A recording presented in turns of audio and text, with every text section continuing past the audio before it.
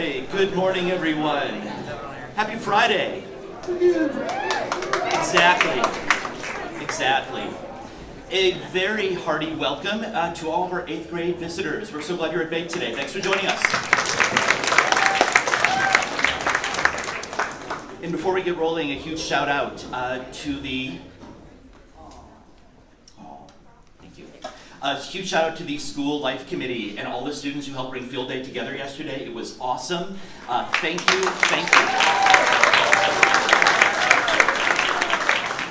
The organization was awesome. It was great to have a change in routine, and the food was great as well.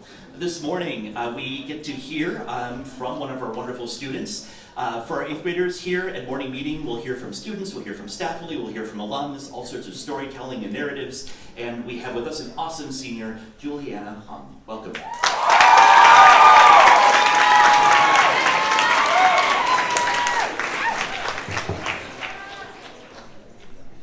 Hi, good morning. Morning. Could we get the slides on the screen, if that's possible? Thank you. So, good morning. My name is Juliana, and I'm a senior. Today, I wanted to talk about how A leads to B. So, what even is A? Let's figure that out. Who in this room has watched or heard of Netflix? Yeah, okay. Me too. Now, who was alive between February 21st of 2005 to July 19th of 2008? Yes, most of us. I like that. On this date, a certain thing aired on Nickelodeon. And this certain thing now happens to be on Netflix. That is Avatar.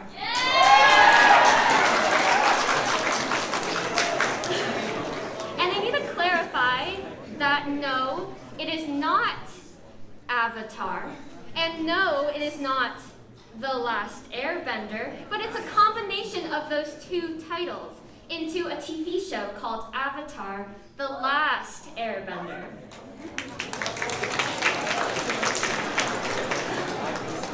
So, today, I even brought my stuffed animal Appa for some moral support, and that's good, yeah. And it's a flying bison in the show for those of you who don't know. But do we have any Avatar fans in the room? Can I see a show of hands? Yes, thank you. So, I just want to say, for all of you who have watched it, that yes, there are comics for what happens after, but I think you all know that. For those of you who are like, what even is Avatar? That's okay. That's why I'm here, to give you a little intro. There are 4 elements: water, earth, fire, and air. So all of these nations were in harmony, all good, but the Fire Nation was like, hey, let's just attack real quick. So then there was an avatar. His name was Aang, and he was the last airbender, hence the title of this show. So he already knows what airbending is, but he moves on to, okay, water bending. But he needs to learn what earth bending is to eventually move on to fire bending. All of these things so that he can restore balance to the world. Long story short, I was introduced to this when I was in elementary school, and me believing in everything the world has to offer, I was heavily influenced by the show because of how detailed and genuine the subject matter was.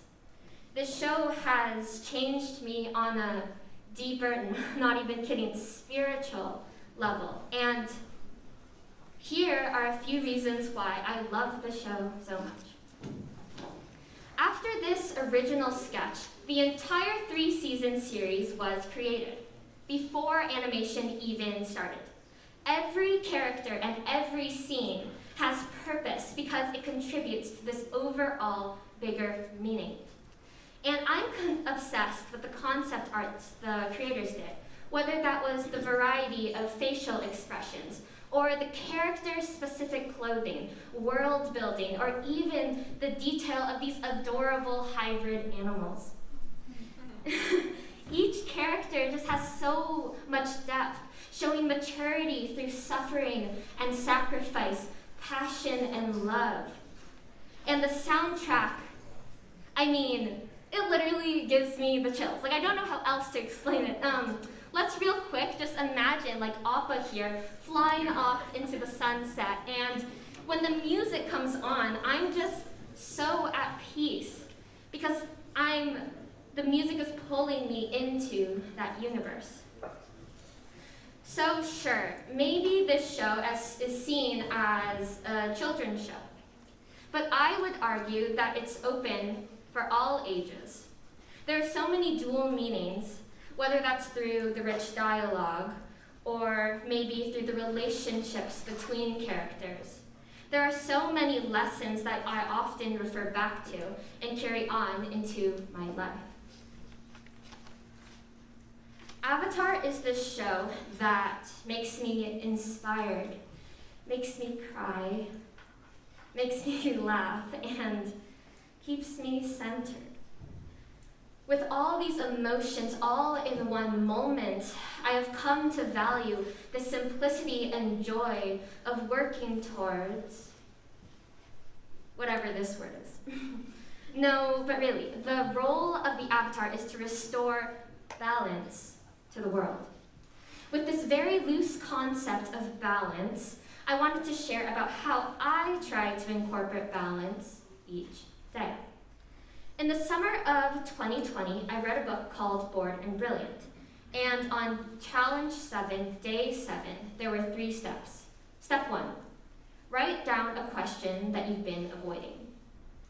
Step 2, for 30 minutes straight, write 101010 non-stop. Number 3, after 30 minutes, grab a new paper and write down the answer, or write down whatever comes to mind. The fact is that you're putting your ideas onto paper. So here was my question. How can I have a balanced life? And emphasis on the word balance, because this was a year ago and I still, it's very timely for what we're talking about today.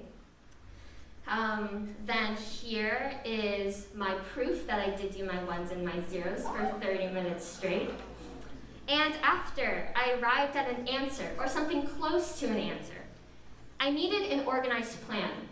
And I wanted to differentiate between my work time and my free time. With free time, I was like, okay, this looks like self-care because I guess I'll be checking in with myself or taking care of myself. I was really happy with this very organized and structured concept, but quick reality check. It's been 1.5 years since then, and in practice, let's just cross that out entirely, because maintaining balance is not this linear process. It is not a start to finish straight line, or maybe, 1 or 2 bumps in the road. It's so much more than that. It's like, chaos times 10. But once I recognized that I still want balance in my life, I put energy into bettering myself, making my life more fulfilling, and experiencing moments of peace and content. Here are a few examples of some self-care that works for me. I want to go into detail with the first 3. So with cooking, there's not much to say except I love to cook, which means that I love to eat. And there's also this family aspect, whether that's cooking with my family or cooking for my family. I wanted to mention my sister and my mom, who are both here today, because they actually helped me make some of these things.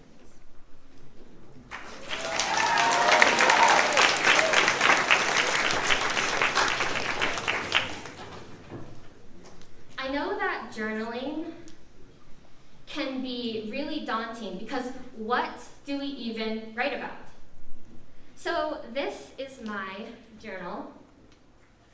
And in the beginning of quarantine, I was here on page 5. And my thought process was, okay, let's write the date. And maybe the day of the week would be helpful too. But sure, let's do some grading, dear journal. But how am I going to fill up this notebook? What is going to be in the contents? And that was the thing. It didn't matter. And it doesn't matter. Whatever I wrote, I just had no expectations. So maybe sometimes I'll write in all caps. Or maybe I'm feeling really gibberish and like it's a tangent kind of day. Or I'll even do parentheses because my mind wants to give extra commentary. Eventually, I'll sign my name, and some days it's going to be a whole page. It might be a line, a word. Maybe I'll throw in some scrapbook things, some things that will make me remember it.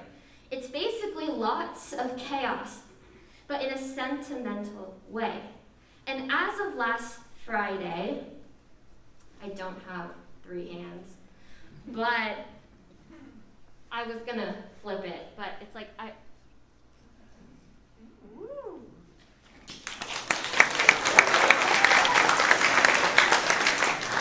made it to the end, and when people ask me what my current read is, it's definitely going to be this one.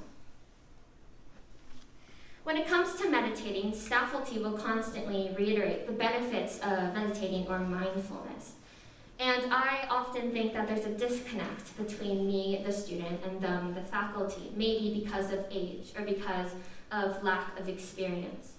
And it's very rare for this concept to come from a student perspective. But I'm here, and I have been practicing, and I have seen personal growth, being more patient, having less judgment, and giving myself space to just breathe. Often, my mind is chaotic. I definitely am very random, I'll admit that. I am impatient, thinking maybe when is this meditation going to end? Or I'm distracted about everything besides what's happening in this moment.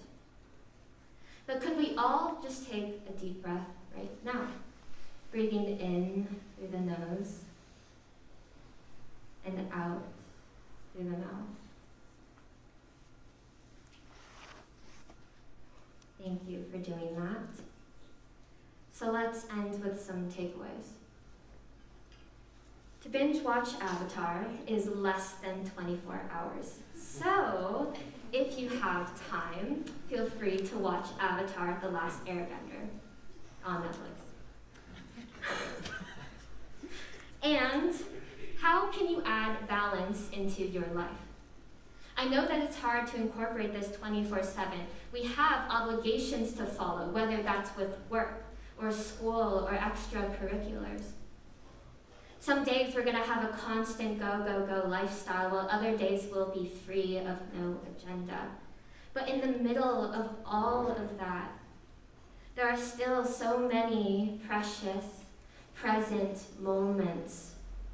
And when you have a passion or have an interest, I just hope that in that moment, the internal feeling can be rewarding or comforting, relaxing or freeing.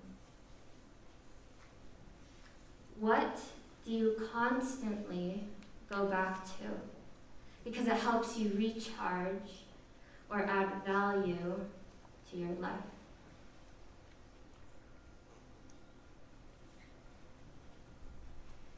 Whatever that is for you, do more of that. And do it every day. Thank you.